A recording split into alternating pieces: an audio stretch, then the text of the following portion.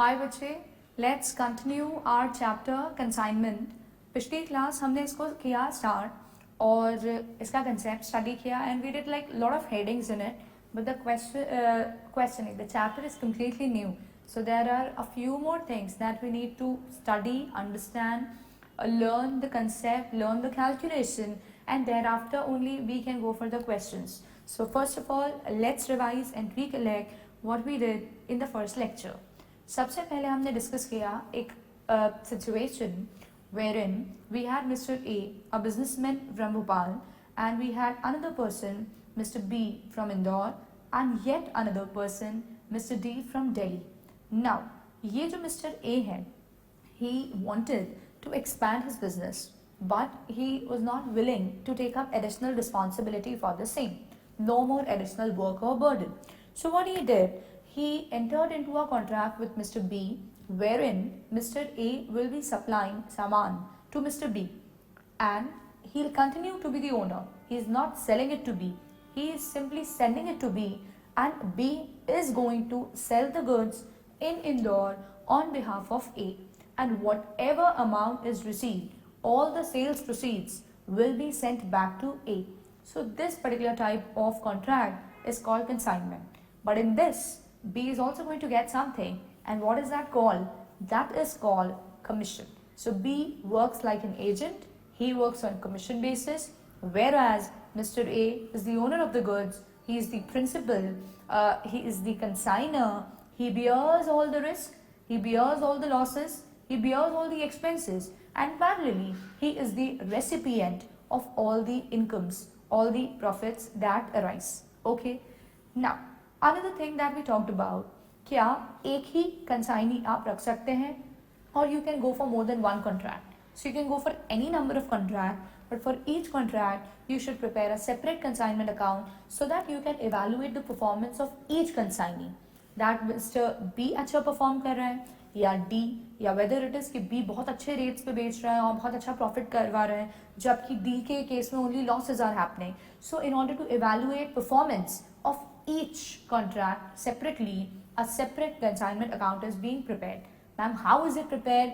Yet to learn, not yet learned, but know that it's going to be separate for each of them. Will we make 2, 3? No, the questions won't reach that level, but I'm just telling you the real life stuff. Okay? चलिए, we talked about the meaning first of all. Then we know कि consigner अपना सामान क्योंकि भेज रहा है, so there is a lot of risk. क्या मैं अपना सामान किसी इंसान को भेज रहा हूँ और वो इंसान मेरा सामान लेके गायब हो गया तो so I can be at a losful stage. So in order to minimize or reduce his risk, he can ask for commission, not commission, sorry, he can ask for advance from the consignee. Consignee, pay me some advance, so I'll have some money of yours and you have my goods. So both of them are at par with each other.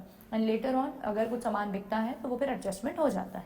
So this advance which is received by consignee, from consignee by consigner, this is a kind of liability for the consigner. What it is a type of liability for the consigner. This particular consignment contract is also known as sale through agent. Very very important term. Reason being, you can get a short question 2 number वाला on this. So need to know that. चलिए आगे की बात करी जाए. Separate consignment account बनता है, ये सब बात करी दी. Ownership does not get transferred, भले ही सामान goes in the possession of consignee, but still who is the owner? The consignor is the owner, so he continues to be the owner. Thereafter we talked about that consignment account is what kind of account? It's a nominal account because at the end of the year the account gets closed, और जो भी profit या loss होता है it's transferred to P&L. Then दो documents के बारे में बात की थी. What is the first document we talked about? That's called performa invoice. What does performa invoice mean? So performa invoice is the document which is made by consigner, sent to consignee. What does it contain? So it contains details of the goods. I mean, if there are a lot of goods, few varieties, so there will be a column for serial number, there will be type of goods, कि कौन से type के sports shoes के, canvas के, boots, like what. उसके बाद quantity किसकी कितनी भेज रहा है, किसका रेट कितना है, टोटल कितने का हुआ, और फिर फाइनल सब टोटल एंड फाइनल टोटल. ठीक. फिर हमने इसी में एक बात और पढ़ ली थी कि यूजुअली ये जो रेट है ये कॉस्ट रहता है. कभी कभी it can be a higher rate, So if it's a higher rate, then that is called invoice price. और जितना भी एक्स्ट्रा उसमें जोड़ा जाता है, the additional part, the percent, that is called margin, or it can be called as loading. So this concept was discussed, again very important for theory. Coming to next was account sales. अब हम जब account sales की बात करें, so this is another important document, no more prepared by consignor, but now it's the turn of consignee. When the goods are sold, या तो तब या फिर ईयर एंड के ऊपर या फिर जब कॉन्ट्रैक्ट कंक्लूड हो रहा है, जो कंसाइनी है वो एक डॉक्यूमेंट बनाता है जिसका नाम है अकाउंट सेल्स. उसमें लिखता है सामान जो बिका वो कितने का बिका है, पहले उसने एडवांस कितना दिया था, उसका कमीशन कितना बनता है, अगर उसने उस सामान पे कोई खर्चा किया तो वो कितना है, और बैलेंस कितना पैसा वो रेमिट कर रहा है, बैलेंस कितना पैसा वो भेज रहा है कंसाइनर को, वो सारी डिटेल्स उसके अंदर आती है. जैसे कि यहाँ हमने डिस्कस किया था, सपोजिंग कि 1 लाख रुपए का सामान बिका, पहले से उसने कंसाइनी ने एडवांस 20,000 दिया हुआ था, तो अब हम उससे कहेंगे ठीक भाई 20 काट ले, 80 दे दे. फिर वो कहेगा अरे मैंने आपके सामान के ऊपर खर्चा किया, जिस जगह रखा उस जगह का किराया एंड ऑल, तो हमने कहा कितना हुआ, तो कहता है 10,000. हमने कहा वो भी काट लीजिए. फिर कहता है और मेरा कमीशन, तो हम क्या ले लीजिए सर वो भी, तो 10,000 वो भी कट गया, तो उसने हमको रेमिट किए 60,000. तो उसकी जो डिटेल डिस्क्रिप्शन है वो अकाउंट सेल्स के अंदर होती है. ठीक है. अब आई अगली बात हमारे पास कमीशन. अगली बात आई हमारे पास कमीशन कि what is commission now. So commission is you can say the consideration which is received by the consignee for giving the service to consignor, right? How many types of commission can we have? 3. What is the first commission? You can have ordinary commission, you can have del credor commission, and you can have overriding commission. When I talk about the very first one, ordinary commission, the ordinary commission is the minimum commission that the consignee is going to get because he is going to work for you. He is helping you sell your goods in the other city or in some other nation. So in that case, he should get some commission, and that commission is what is called your ordinary commission. Is it given on cash sales or credit sales? It's given on both of them. It's given on all. It's given on total sales. ठीक है. फिर आया अगला del credor commission. del credor commission. अब ये जो del credor commission है ये क्या है? तो del credor commission एक एडिशनल कमीशन है. ये किस केस में आता है? जब कंसाइनी अपने ऊपर एक जिम्मेदारी तो सेल कराने की है, वो तो है ही, दूसरी बैड डेट का भी रिस्क वो अपने सर पे ले लेता है और कंसाइनर को टेंशन फ्री कर देता है कि hey consignor, don't worry about bad debt, I will bear it if it happens. So when he is taking extra pain, so there should be some extra gain. So that is what is called del credor commission. So it's the additional commission which is given by consignor to consignee. Why? Why is it given? Because he is taking that additional risk of bad debt. Okay. Next comes overriding commission.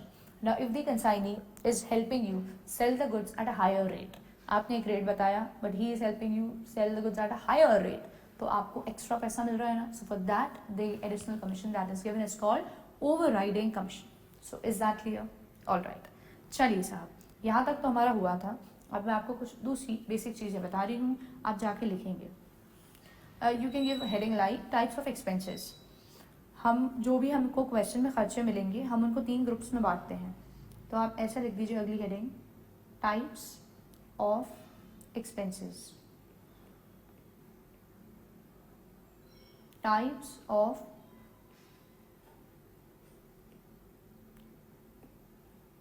ठीक है. So you have got a few expenses we will be talking about. You can make 3 groups. You can make 3 groups, 3 branches out of it.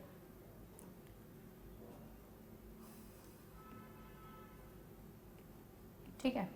पहला number 1. Number 1, you will name them, rather we'll name them as expense of consignor. जो consignor खर्चा करता है, अपनी जेब से पैसा देता है. Expense of consignor. दूसरी कैटेगरी नंबर 2, जो ग्रुप हम बनाते हैं वो रहेगा direct expense paid by consignee.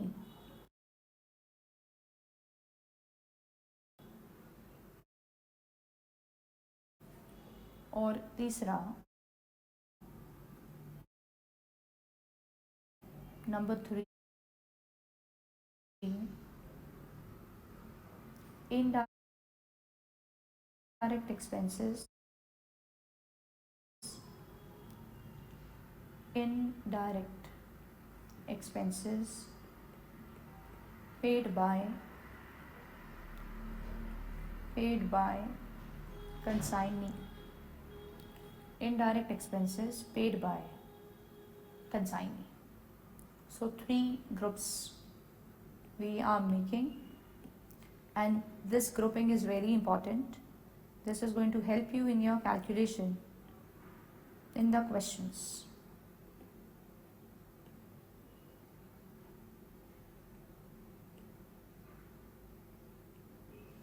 Okay,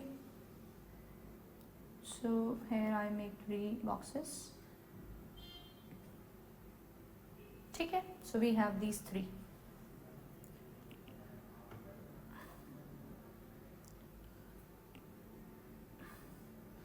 ये आपका पहला, अगर लिखा नहीं है तो लिखें जाकर, expense of consignor, direct expense paid by consignee, और indirect expenses paid by consignee. So I'm going to give you few names that come under this heading so that example पढ़ के तुमको क्वेश्चन करते समय क्लैरिटी हो जाए कि मुझको इसको किस एक्सपेंस में लेना है और क्यों इसको उसमें रख रहा है. Even I tell that to you, so don't worry. सबसे पहले एक्सपेंसेस इनकर्ड बाय कंसाइनर, उसकी लिस्ट में आप नीचे लिखते जाइएगा. You can write the first one as packing. You can write packing as the first one. जो सामान भेज रहा है, supposing I would tell you, I have a few things in front of me so I can give example from them. Consignment जो है, जो सामान को भेज रहे हैं, that's mobile phone. So now this phone, when they are sending this phone, so they will not send it like this. या फिर ये जब आता है तो ये डब्बे में आता है, so they won't send that डब्बा also. They going to put it in big boxes. They are going to put proper tape around it, ताकि जब रास्ते में जाए तो सामान ख़राब ना हो जाए, उसकी क्वालिटी डिटीरियोरेट ना हो जाए, कहीं पे भी कुछ उसमें दिक्कत ना आ जाए, कोई स्क्रैच ना आ जाए. तो प्रॉपर पैकिंग करनी है. तो ये पैक वैक जो कर रहा है, ये कौन कर रहा है? कंसाइनर. तो वो एक खर्चा उसका हो रहा है सामान के ऊपर. दूसरा लिखें आप कार्टेज. मानिए भोपाल से हम सामान इंदौर भेज रहे हैं मिस्टर बी के पास.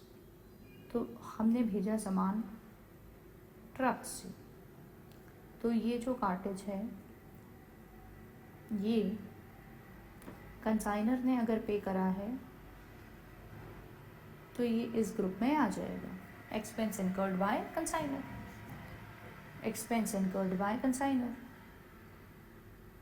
आ गई बात आपको समझ? अगला फ्रेट. इंडिया से सामान, सपोजिंग आप यूएस भेज रहे हैं, ठीक है. तो जो अब ये जो मैं बना रही हूँ, ये लग तो बोर्ड जैसी रही है, आप शिप मान लीजिएगा, ठीक है. तो ये इसके जो चार्जेस जाते हैं शिप या प्लेन के, इसको क्या कहा जाता है? That's called freight. अब ये अगर कंसाइनर ने पहले ही पैसा दे दिया तो ये इसमें आ जाएगा expense of consignor, incurred by consignor. अगला insurance in transit. Know that जब भी आप सामान फॉरेन भेजते हैं तो ये रूल है कि आपको इंश्योरेंस करवाना ही पड़ता है. बिना इंश्योरेंस के आप सामान फॉरेन नहीं भेज सकते. तो पहले इंश्योरेंस का पैसा, प्रीमियम कौन पे कर देता है? कंसाइनर.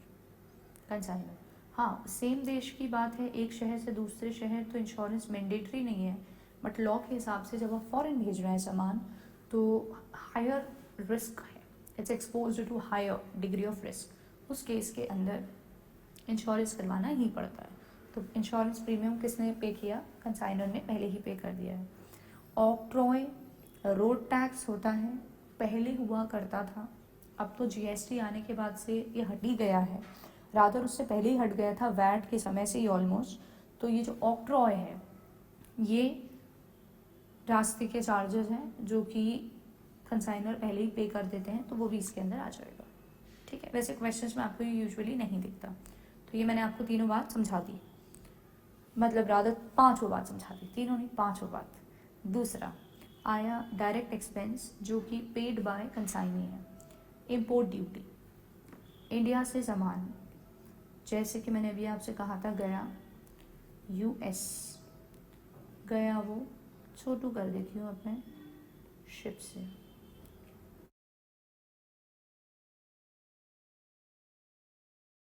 अब शिप का क्या होता है, शिप पहुँचती है पोर्ट, पोर्ट में जब ये शिप पहुँचती है तो सामान उस इंसान को, कंसाइनी को, कंसाइनी वहाँ खड़ा है सामान लेने के लिए, कंसाइनी को ये सामान तभी मिलता है जब कंसाइनी इनको पे करे इम्पोर्ट ड्यूटी, कस्टम्स भी कहते हैं इसको, कस्टम ड्यूटी। तो इम्पोर्ट ड्यूटी या कस्टम ड्यूटी जब तक कंसाइनी देगा नहीं, जब तक इम्पोर्ट ड्यूटी या फिर कस्टम ड्यूटी किसी भी नाम से पुकार लें, कंसाइनी देगा नहीं, तब तक सामान उसके हाथ लगेगा नहीं, विल नॉट गेट इट। तो ये हो गया क्या, एक्सपेंस पेड बाय कंसाइनी। आपके दिल दिमाग में ये आ सकता है मैम ये क्यों खर्चा कर रहा है, हाल फिलहाल दे रहा है, बाद में जाके पैसे वसूल लेगा, अभी दे रहा है, ऐसा क्या अभी दे रहा है वो, बाद में वो ही विल टेक इट। तो ये कहलाएगा पहली चीज़ तो एक्सपेंस, किसने किया, पे कंसाइनी। दूसरा ये मैम डायरेक्ट एक्सपेंस क्यों कहलाया जा रहा है, क्योंकि आप ये समझ लें बात, कोई भी खर्चा जो कि कंसाइनी का जो गोडाउन है वहाँ तक सामान लाने के लिए, कंसाइनी के गोडाउन तक सामान लाने के लिए जो खर्चे होंगे उन सारे खर्चों को कहा जाएगा डायरेक्ट, और उसके अलावा जो भी अदर खर्चे होंगे वो सब कहलाएंगे इनडायरेक्ट। तो डायरेक्ट वो जिनको आप पे करेंगे तो ही सामान गोडाउन में आ पाएगा, और जो आपने उनको पे ना करा तो सामान गोडाउन तक आ ही नहीं पाएगा। तो they are necessary to bring the goods to godown. तो इम्पोर्ट ड्यूटी उसमें आ गई कि वो पोर्ट वाले सामान आपको देंगे ही नहीं, जब तक आप इम्पोर्ट ड्यूटी देंगे ही नहीं तो ही सामान गोडाउन में आ पाएगा। समझ आ गई बात, ये नोट करते चलिए आप सारी बातें, कीप नोटिंग इट। पॉज करना हो तो पॉज कर दीजिएगा, बटन आपके हाथ में है, कोई इशू नहीं। अगला समझाऊँ मैं अब आपको, अनलोडिंग। मेरे पास जगह की थोड़ी कमी है तो मैं एक काम करती हूँ, मैं नीचे का पार्ट या तो मैं नीचे लिख देती हूँ, इसको स्लाइड बंद कर देती हूँ। अनलोडिंग चार्जेस, अनलोडिंग चार्जेस आप ऐसा मान लें ये भोपाल और ये रहा इंदौर, मिस्टर बी के पास सामान अपन भेज रहे हैं। अब ये सामान गया ट्रक से, अब जब सामान ट्रक से गया और यहाँ पहुँच गया तो ट्रक से सामान जब उतारना है तभी तो गोडाउन में जा पाएगा। तो मैं इंदौर का गोडाउन ऐसे लिख देती हूँ। तो सामान को उतारना है ना, उतारना, शायद स्पेलिंग सही है, नहीं हो तो माफ़ कर देना, मेरी हिंदी थोड़ी ख़राब है। उतारना बोलने में ठीक है, लिखने में बहुत ही ख़राब है। उतारना, तो इसी को कहते हैं अनलोडिंग चार्जेस। अनलोडिंग चार्जेस एक दो लड़के लगाने पड़ेंगे, उनको 500, 1000, 2000 जितना भी सामान है उस हिसाब से पे करना पड़ेगा, तभी सामान गोडाउन के अंदर जा पाएगा। तो ये भी क्या हो गया है, डायरेक्ट एक्सपेंस। जब तक आप ये पैसा दोगे नहीं तब तक सामान गोडाउन में पहुंच नहीं पाएगा। So it's necessary to take the things to godown, necessary to take the things to godown. Clear, clear, okay. Let me tell you the third thing, look over है, मैं आपसे कहूँ वही India और उधर US है ना। अब हुआ क्या, कहानी ऐसी थी, ऐसे ये मान लो शिप हो गई, शिप में रख के सामान गया तो फ्रेट दे ही दिया, सामान पहुंचा यहाँ पोर्ट पर, पोर्ट पे भी चार्जेस वार्जेस जो देने वो दे दिए। अब पोर्ट से सामान भेजना कहाँ है बेटू, भेजना है गोडाउन में, गोडाउन में। तो गोडाउन और पोर्ट तो थोड़ी दूरी पे होते हैं, तो रास्ते में एक ट्रक मंगाया, ट्रक में सामान रखा और गोडाउन तक लेके गए। तो जो इसका कार्टेज है, कैरियज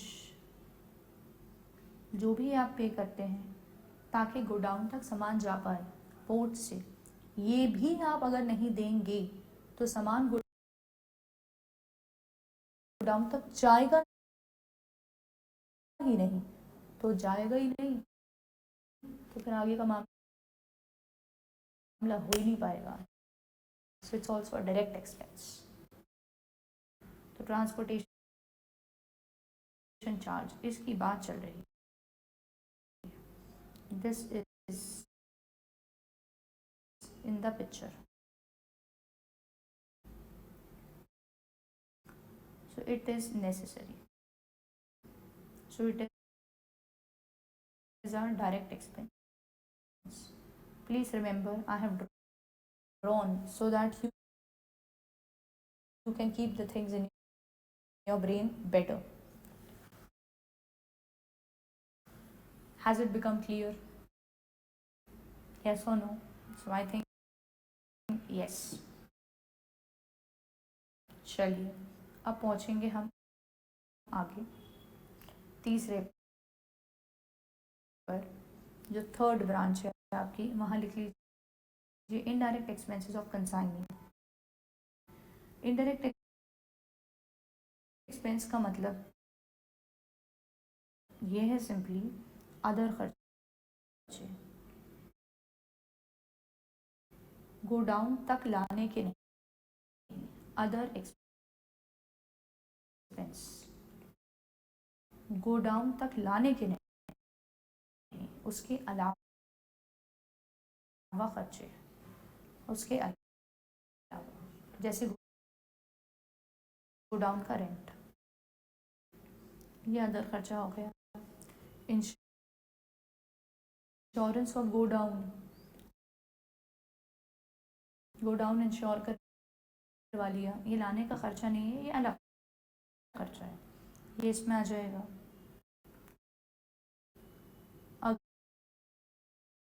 अगला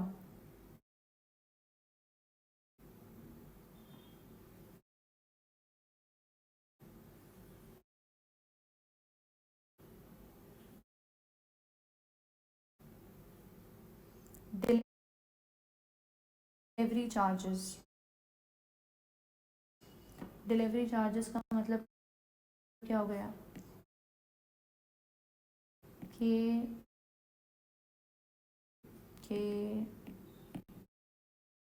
अरे भाई रख क्यों नहीं हो रहा,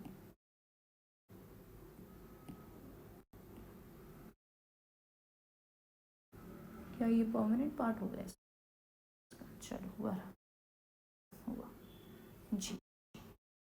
तो डिलीवरी चार्जेस का मतलब हो गया कि ये गोडाउन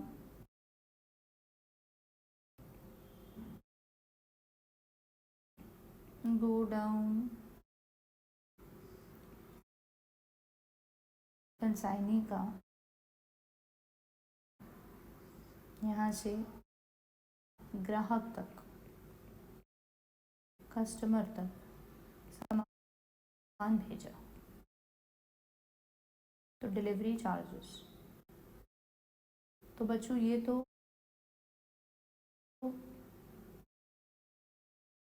गोडाउन में सामान पहुंचने के बाद का है,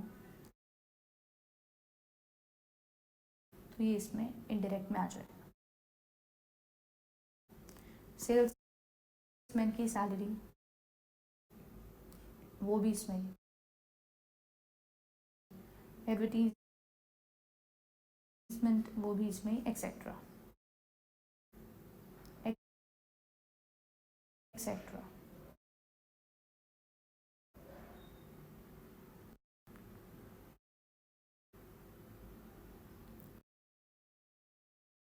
ठीक है,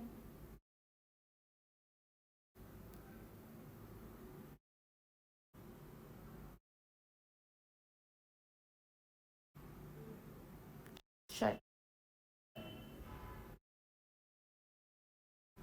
मेरे ख्याल से आपने तीनों कैटेगरी के एग्जाम्पल्स लिख लिए, अब आपको क्लियर है। अब पहुंचे हम आगे, लिखिए जाके ज़रा आप नेक्स्ट हेडिंग जो कि है इम्पॉर्टेंट, सभी इम्पॉर्टेंट है, सब एक से कनेक्टेड है। Go and give the next heading, loss of stock. Loss of stock, कहीं स्टॉक हो गया, घूम गया, तो उसका कैसा क्या है। लिखेंगे जाके loss of stock, loss of stock.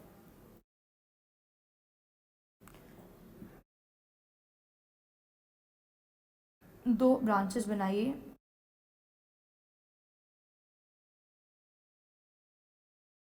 पहला लिखिए नॉर्मल लॉस,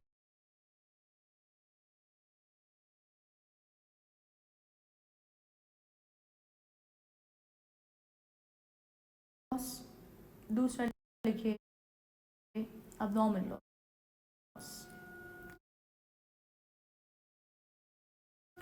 नॉर्मल लॉस और अबनॉर्मल लॉस, इनका मीनिंग हमको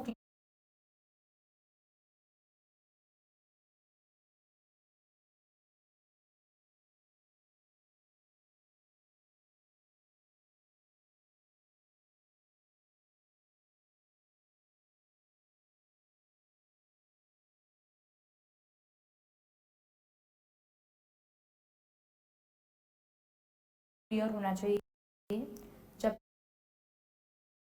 अगर मैं प्रैक्टिकल पर्पज से बोलूँ तो abnormal loss he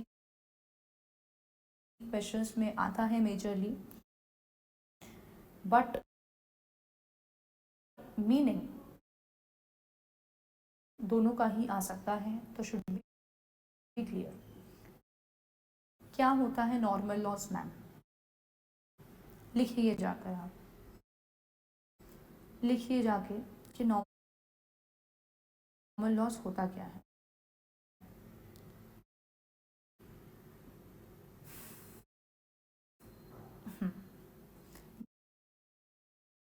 this loss,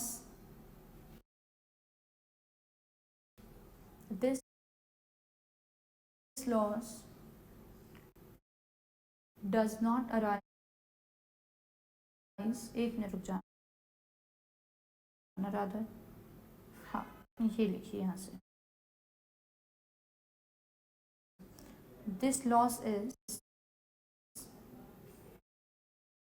this loss is, this loss is inherent in nature, this loss is inherent in nature, या फिर this loss takes place due to inherent nature, this loss takes place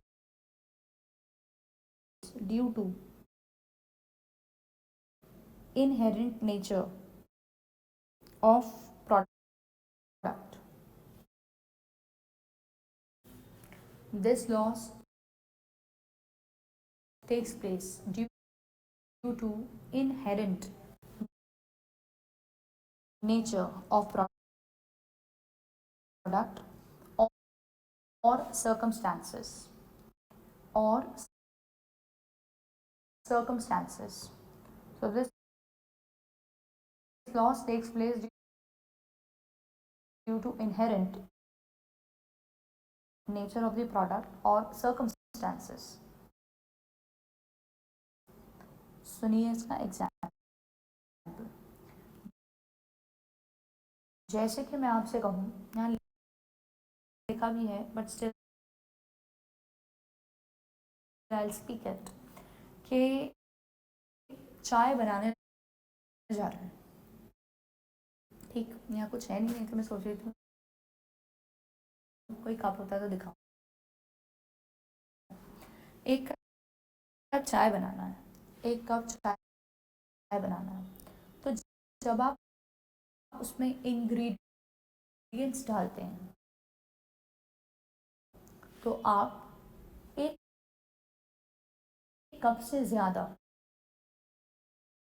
अगर दूध और पानी के combination डाल रहे हैं तो कम से कम आप 1.25 कप तो इंग्रेडिएंट डालते ही हैं। 1.25 कप मतलब 1.25। थोड़ा सा ज़्यादा क्यों डाला जाता है? क्योंकि जब आप उसको बनाते हैं तो इवेपोरेशन लॉस होना ही है, चाह के भी कोई उसको एलिमिनेट या अवॉइड नहीं कर सकता। सो this is a normal loss. What it is? A normal loss. दूसरा एग्जाम्पल सुनिए। मैं आपसे कहूँ कि कोई पेट्रोल टैंक है, वो पेट्रोल टैंक वाले जब अपने टैंक में, ट्रक आता है बड़ा सा, पेट्रोल रिफिल करवाते हैं, तो वो जितना लेते हैं और जो वो बेचते हैं, उनका मेजर लॉस होता है कि इवेपोरेशन लॉस। जब जब वो टैंक खुलता है, बंद होता है, तो ऑयल डीजल उड़ जाता है, इवेपोरेट हो जाता है। तो चाह के भी नहीं रोका जा सकता, होता ही है वो लॉस। हाँ, आप उसको कम कर सकते हैं प्रिकॉशन लेकर, बट आप उसको खत्म नहीं कर सकते। So this is inherent to the nature of product. It is inherent. I hope you understand this now, है ना? क्लियर है बात? तो इसी को कहते हैं नॉर्मल। अब मैं तुमसे इसकी जगह दूसरा एग्जाम्पल दूँ। मैं तुमसे कहूँ कि फॉर एग्जाम्पल 2 लोगों के लिए चाय बनानी थी। अब दो लोगों के लिए चाय बनानी है तो ऑफकोर्स थोड़ा ज़्यादा इनपुट डालेंगे। तो हमने 2.5 कप बराबर इंग्रेडिएंट डाला, 1.25 कप पानी, 1.25 कप दूध। ठीक है, तो 2.5 कप बराबर इंग्रेडिएंट डाला और चाय चढ़ाकर हम भूल गए। मे बी मोबाइल पे गेम खेलने लगे, फ़ोन पे बात करने लगे, लेक्चर सुनने लगे, कुछ भी कर सकते हैं। तो हम कुल मिला के भूल गए। ठीक है, अब बच्चों थोड़ी देर बाद जब देखा तो बचा आधा कप। तो आधा कप हमने निकाला, तो आप उसको बताइए 2.5 कप से बना आधा कप, तो ये जो 2 कप का लॉस हुआ है ये नॉर्मल है कि अब नॉर्मल? अब नॉर्मल। तो अब नॉर्मल का मतलब होता है जहां आपकी नेग्लिजेंस थी, जहां आपकी केयरलेसनेस थी, जहां आपने सफिशिएंट ध्यान नहीं दिया, उस केस में जो लॉस होता है वो अब नॉर्मल लॉस कहलाता है। समझ आई बात? और सुनो आप,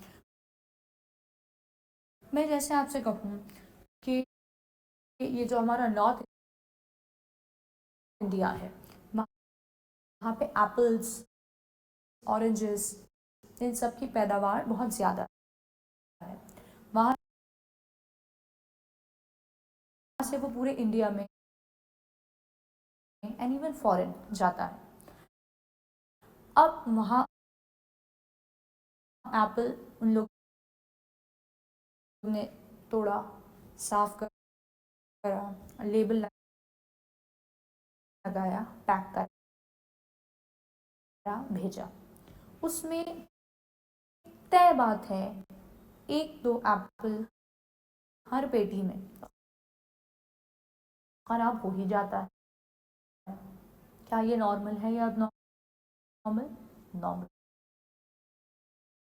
because it is inherent to the nature of product.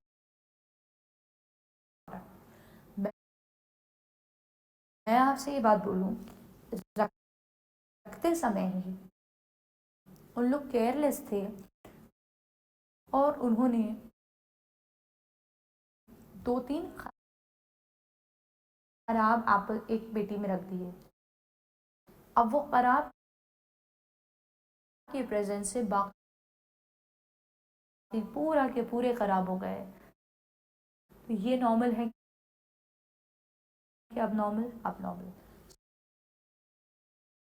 So whenever there is negligence, you are not that careful, उस केस में loss abnormal।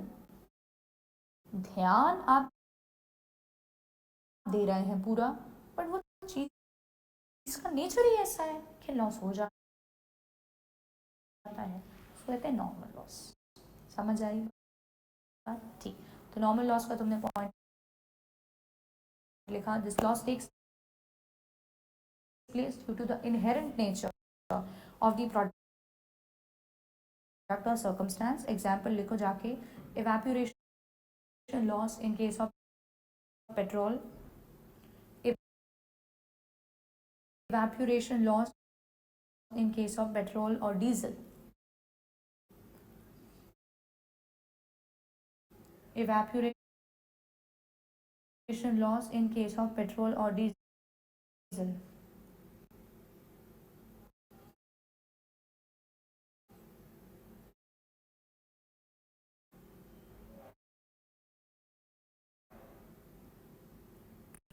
evaporation loss in case of petrol और डीजल। दूसरा लिखो, evaporation loss in case of tea, evaporation loss in preparation of tea और coffee.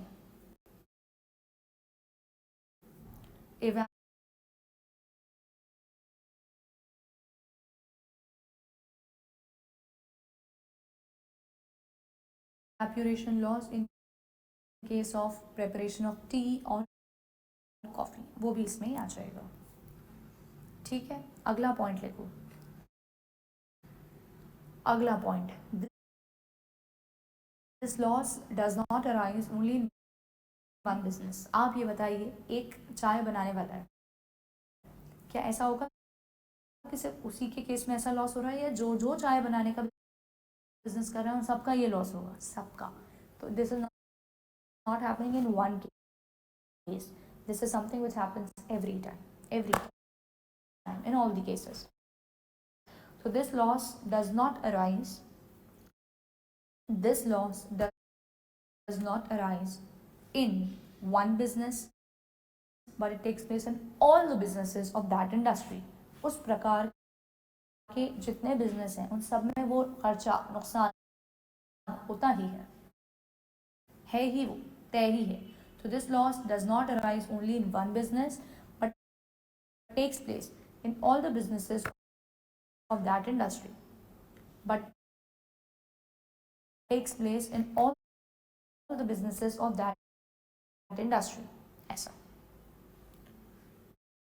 ठीक है. अगले point पे आइए. अगले पॉइंट पर आइए. लिखिए जाके the burden of this is transfer to the customers. अब आपका दिल होने वाला है धक, ये क्या बोला मैम, परेशान नहीं हो, भी समझाती हूँ. The burden of this is transferred to the customer. The burden of this is transferred to the customer. Burden of this is transferred to the customer.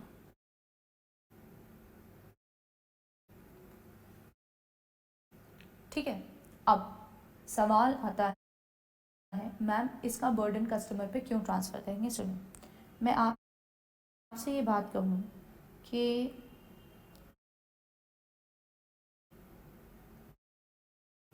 ये कप जैसा बन जाए, बन ही गया. एक कप चाय हम बना रहे हैं, तो उसको बनाने में हम बिल्कुल दूध की चाय, एक नंबर लेवल की चाय बना के बेचते हैं. तो एक कप के लिए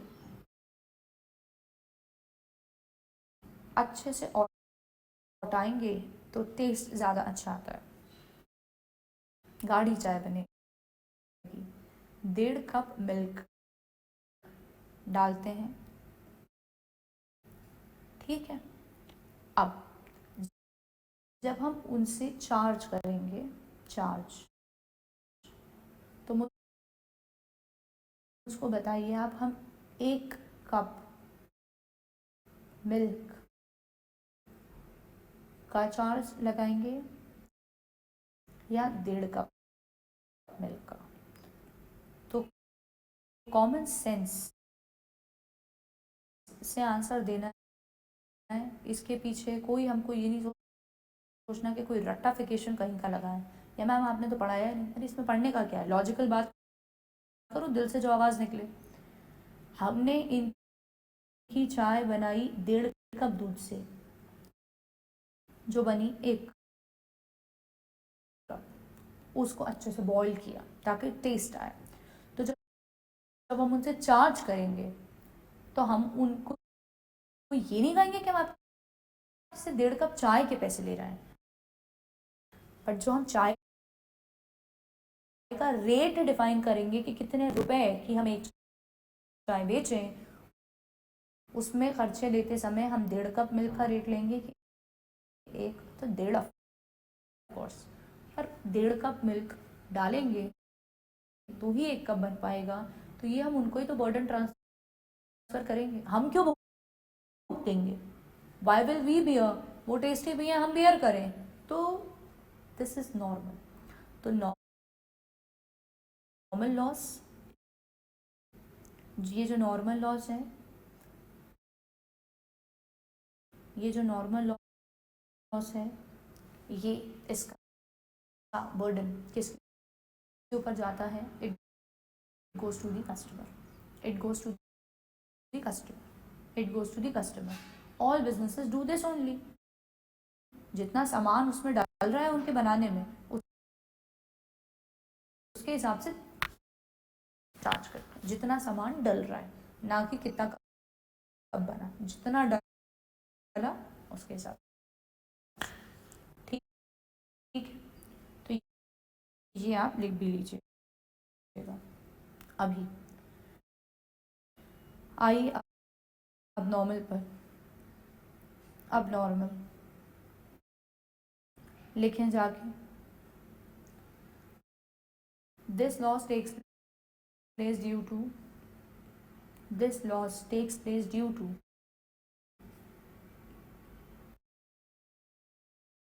negligence.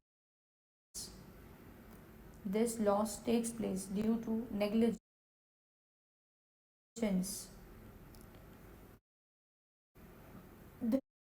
This loss takes place due to negligence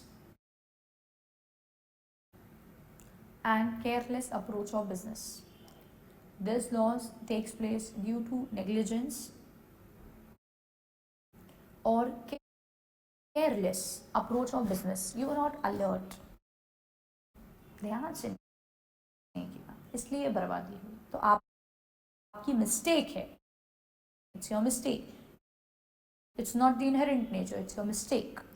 So this loss takes place due to negligence or careless approach of business. Next point लिखिए. This does not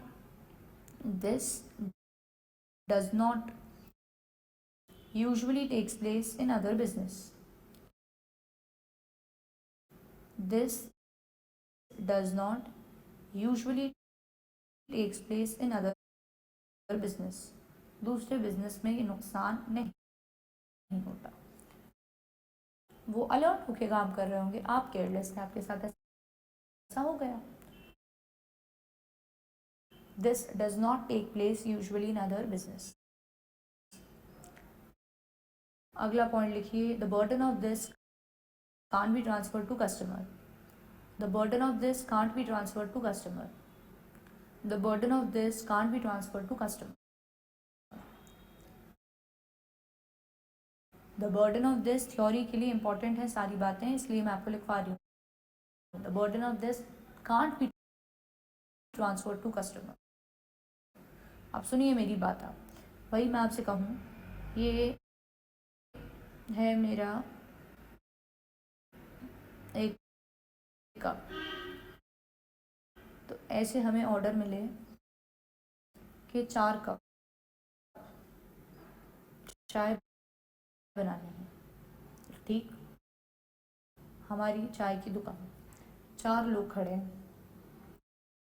1 2 3 और 4. ठीक, ये आपस में बातचीत कर रहे थे और चाय हमने चढ़ाई तो हमने उसमें 5 कप, वही दूध की चाय, 5 कप मिल्क डाला. उसमें सब इंग्रेडिएंट्स डाले और बॉईल करने चढ़ा दी. फिर जो ये है चाय वाला, इसने उठा लिया बेटू अपना मोबाइल. अब तुम जानते ही हो, जहाँ मोबाइल उठा लो तो फिर सारी जगहों से दिमाग हो जाता है परे. मोबाइल उठाया, मैसेज जा रहा है आ रहा है, जा रहा है आ रहा है, जा रहा है आ रहा है. उसमें वो ये भूल ही गए कि भाई मैंने ये कैसे बनाऊंगा.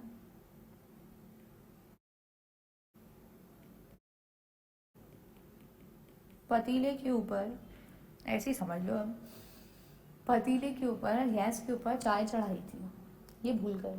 और वो 4 भी आपस में बात कर रहे हैं. और जो इन्होंने थोड़ी देर बाद जाके देखा तो इंग्रेडिएंट डाला था 5 कप बराबर, बनी 1 चाय, 1 कप. अब ये चले तो ये इनको एक को देते हैं और कहते हैं मैं आपसे पैसे पूरे लूँगा, फुल मतलब 4 कप बराबर. क्यों? Why will he give? आप चला बैठे, एक्स्ट्रा बॉयल कर बैठे, खत्म ही हो गई चाय ऑलमोस्ट, और एक को देके आप कह रहे हो कि वो एक्स्ट्रा बॉयल हो गई. इसलिए मैं आपसे लूँगा। मिस्टेक किसकी है? Who is at the faulting end? ये भाई साहब। तो can he transfer that burden? No, he can't transfer that burden. He can't transfer that burden. So abnormal loss can't be transferred. Can't be transferred. Abnormal loss का burden can't be transferred. लिख लो abnormal loss का example: loss by fire, loss by theft, loss due to accident. Loss by fire, loss due to theft, loss due to accident. ये सब abnormal है। Customer इसका भुगतान नहीं भुगतेगा। वो बोलेगा भैया आप क्या चोरी है, आपको अलर्ट रहना चाहिए, मैं क्यों पैसे दूं, क्या मैं सामान लेके गया क्या आपका? ऐसे ही आग लग गई तो वो बोलेगा मैं क्यों दूं, मैंने आग लगाई क्या? Why will I do that? That sort of. Okay? So write the examples. अब प्रैक्टिकल के लिए ऑफ कोर्स जैसे मैंने आपको बताया था abnormal लॉस इम्पॉर्टेंट है। उसके अब 3 केसेस हो सकते हैं। तो अगले पेज पे जाके आप हेडिंग डालिए calculation of abnormal loss.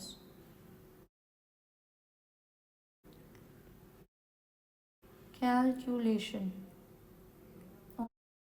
Of abnormal loss.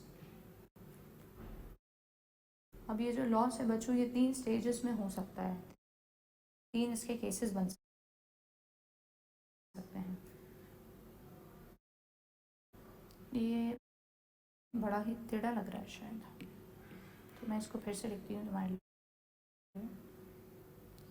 Calculation of abnormal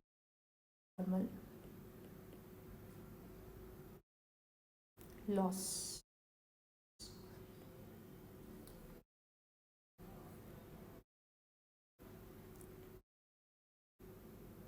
calculation of abnormal loss। ठीक। अब जैसे कि मैंने आपसे कहा 3 सिचुएशन हो सकती हैं, तो लिखिए केस 1, लॉस इन ट्रांजिट। रास्ते में, सफ़र में खो गया, घूम गया, बर्बाद हो गया। लॉस इन ट्रांजिट, रास्ते में, सफ़र में खो गया और बर्बाद हो गया।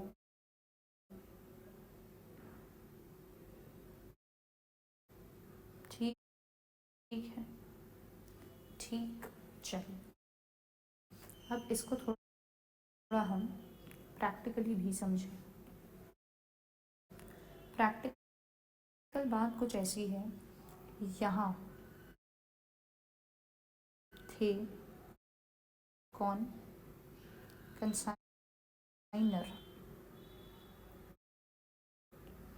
ठीक है, यहाँ से सामान भेज रहे थे कहाँ? कंसाइनी को। अब हुई कहानी ऐसी कि यहाँ से उन्होंने गुड्स रहे होंगे, गुड्स के ऊपर कुछ एक्सपेंस हुआ होगा।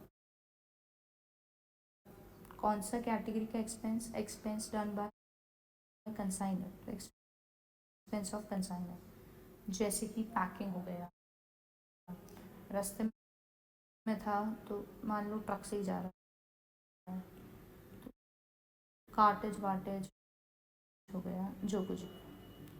और यहाँ रास्ते में ही रास्ते में ही लॉस्ट, मंजिल तक पहुंच ही नहीं पाया। रास्ते में ही लॉस्ट, मंजिल तक पहुंच नहीं पाया।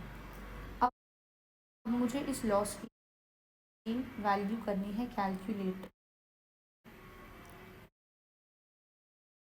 कि ये जो लॉस हुआ ये मेरे कितने रुपए का सामान था।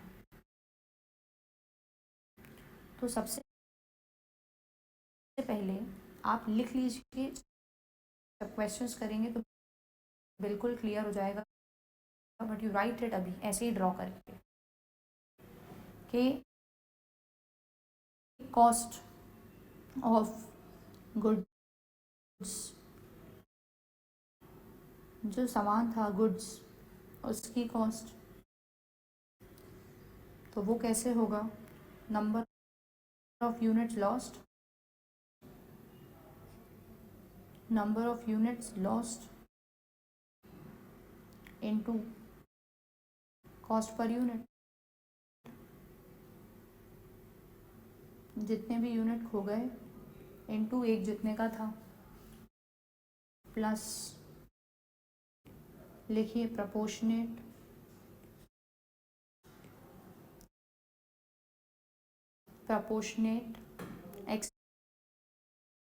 Expense of consignor. तो कंसाइनर जो अभी तक खर्चा कर चुका था उसके प्रपोर्शनेट एक्सपेंस, तो कर देंगे यहाँ एक्सपेंस डिवाइड बाय, लिखते चलना, total units and total units sent into units lost into units lost। तो यहाँ आपको मिल जाएगा टोटल लॉस, लॉस की वैल्यू ऑफ लॉस आप लिखिए। मैं इसी से कनेक्ट करके आपको एग्जाम्पल करवा रही हूँ, बिल्कुल ना परेशान हो कैसे क्या होगा, ठीक है। मैं इस पर एक एडिशनल स्लाइड फिट कर रही हूँ, आप चाहें तो नीचे लिख लें, वहीं पे कोई दूसरे कलर से लिख लें, जो भी कंफर्टेबल लगे।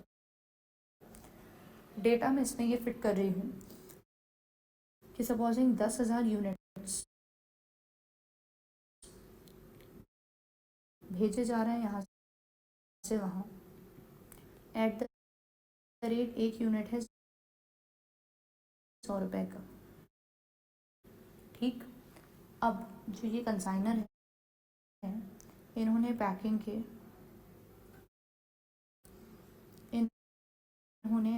के लगाए 10,000 और कैरिएज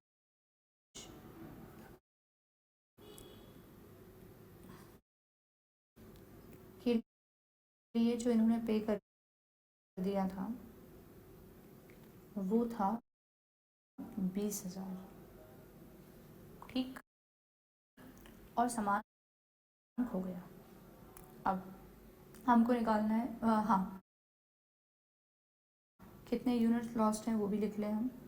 तो हमारे यूनिट्स खो गए 100 यूनिट्स, रास्ते में खो गए, lost units lost 100 units. Now what हमें ये कैलकुलेशन करना है। सबसे पहले क्या है,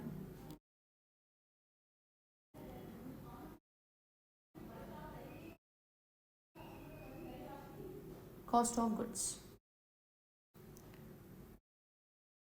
क्या फॉर्मूला लिखवाया मैंने, number of units lost 100 into एक कितने का था, 100 ही रुपए का था, तो 100 इंटू 100, 10,000 तो उसकी यही वैल्यू हो गई। उसके अलावा इन्हीं यूनिट्स को भेजने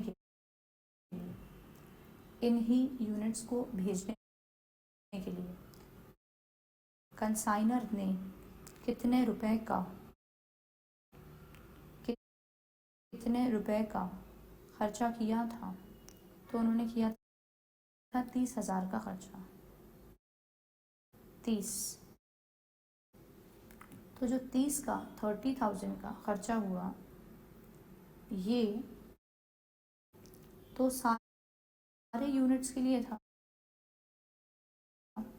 मतलब पूरे 10,000 यूनिट्स। 30,000 जो उन्होंने स्पेंड किए, ये पूरे 30,000 यूनिट्स, वो 10,000 यूनिट्स के लिए थे। तो आप कह सकते हैं कि एक यूनिट पर पैकिंग और कैरीज मिला के 3 रुपये पर यूनिट लगा। 100 यूनिट्स घूमे तो 300 वो खर्च हो गए थे। तो जब वो ट्रांजिट में था तो उसके ऊपर 10,300 रुपीज़ स्पेंड हो चुके थे तब तक।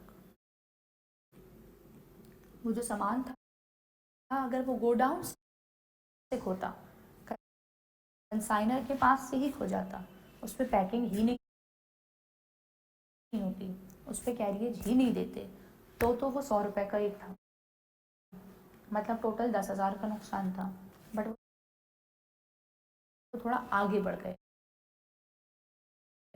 उस पर पैकिंग हो गई तो वो भी नुकसान हुआ। कैरियज का पैसा दे दिया तो वो भी नुकसान हुआ। तो जो लॉस हुआ है उसकी वैल्यू है 10,300।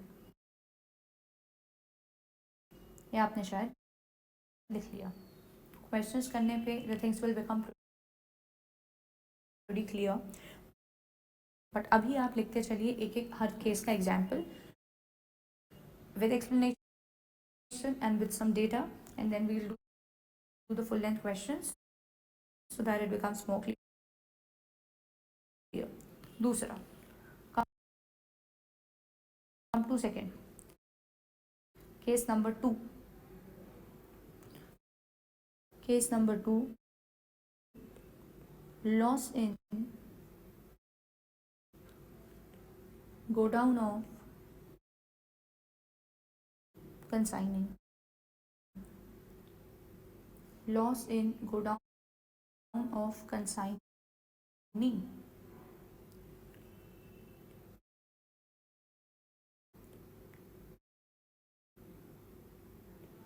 Loss in go down of consignee.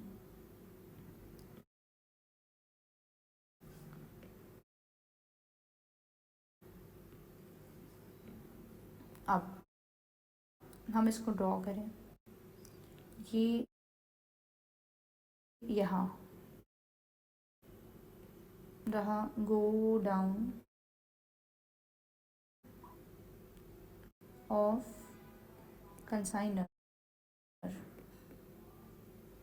Go down of consignor. यहाँ से सामान क्या रहे होंगे? वही गुड्स के ऊपर कुछ खर्चा किया होगा कंसाइनर ने, पैकिंग, कैरियज, वेरियज, जो कुछ भी। ये सामान पहुँचेगा यहाँ, कहाँ? Godown of consignee. अब ये गोडाउन ऑफ कंसाइनी अगर पहुँच रहा है तो आपको ये समझ आना ही चाहिए कि जैसे मानिए सामान जा रहा था ट्रक से,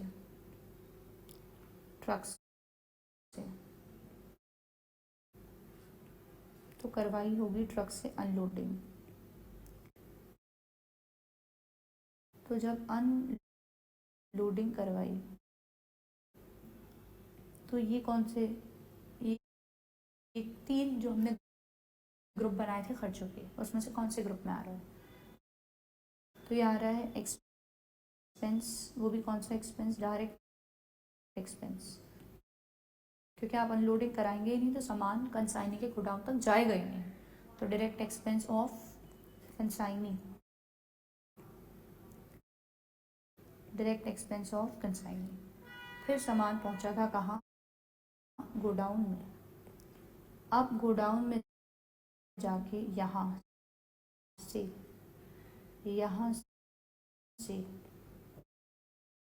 खो गया, लॉस्ट।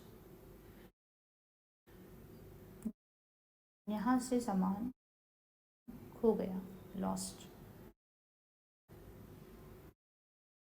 ये बन रही है सिचुएशन। ठीक है, अब मैं कुछ इसके लिए आपको कैसे कैलकुलेशन करना है वो नीचे यहीं की है फॉर्मूला लिखवाऊँ, मतलब स्टाइल बताऊँ, फॉर्मूला तो नहीं, कॉमन सेंस बेस्ड बात है।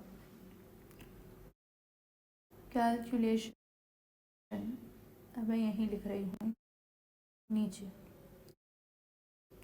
सबसे पहले I will write cost of goods lost, जो खो गए उनकी कॉस्ट, वो कैसे निकलेगी, quantity lost into cost per unit,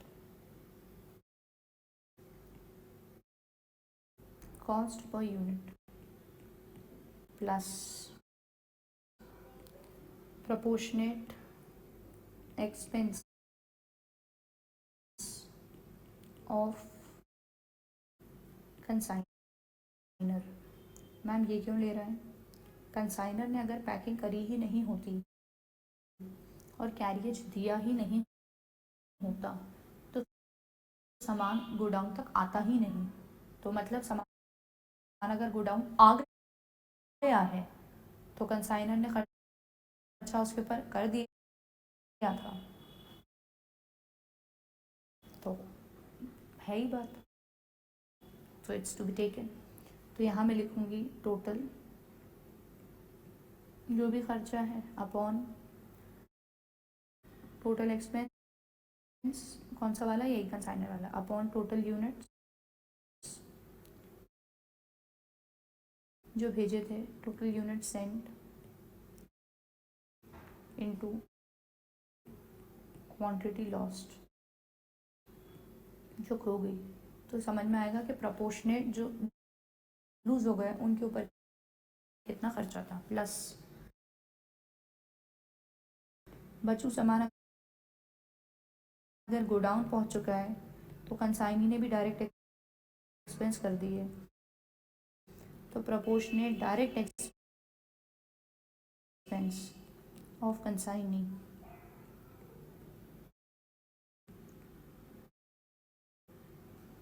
तो टोटल एक्सपेंस जो भी था वो अपॉन, यहाँ लिखो तुम units received by them, units received by him कर दो। ये क्या लिखा मैंने, टोटल, इसको और ऐसे कर देती हूँ मैं, total direct expense of consignee into quantity lost.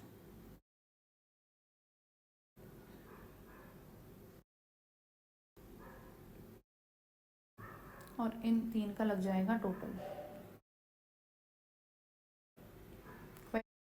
Questions करेंगे, चीज़ें और फ्लो में आएंगी, बट अभी तुम लिखो तो मैं खुद लगेगा कि मैम ने ये जो लिखवा दिया इससे हमारा कितना फ़ायदा हो जा रहा है, बड़ी अंडरस्टैंडिंग बढ़ जाएगी हमारी सॉल्व करते टाइम, ऐसे का ऐसे ही वर्किंग नोट बन जाएगा। चलिए वैल्यू ले हम ज़रा, गुड्स माने हम सपोजिंग 20,000 यूनिट्स भेजे, एट द रेट एक यूनिट था आपका फॉर एग्जाम्पल 50 रुपये का। अब हुआ ऐसा कि यहाँ पैकिंग का खर्चा अपन मान लें हुआ 5,000 और कार्टेज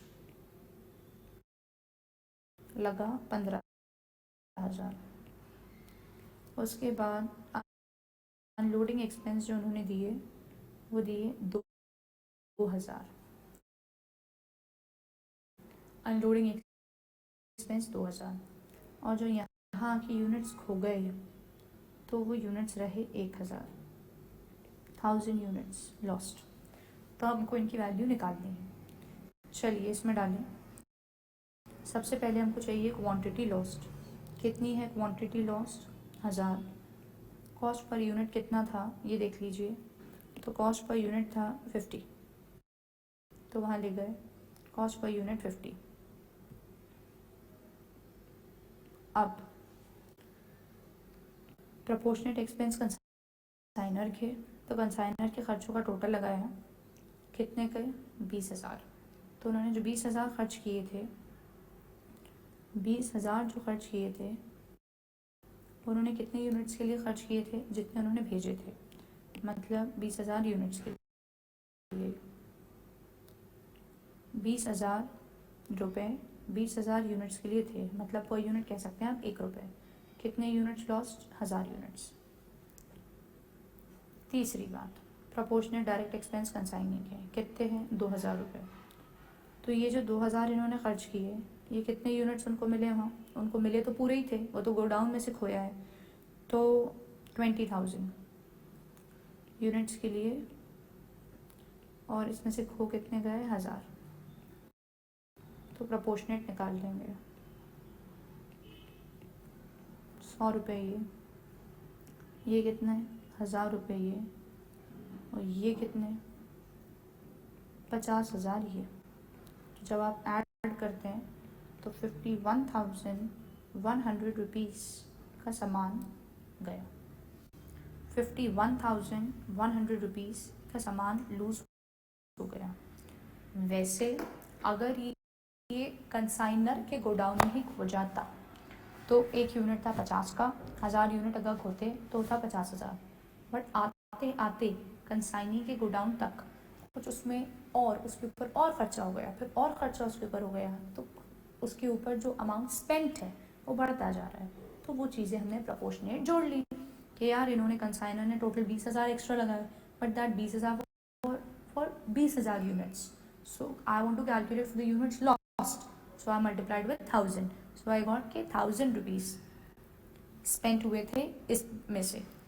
ऐसे ही ओवरऑल 2,000 हमने स्पेंड किए, but this was for 20,000 units. So what will be done?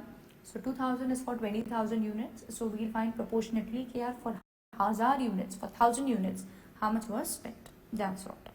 ठीक है, तो 51,100 का आ जाएगा आपका लॉस।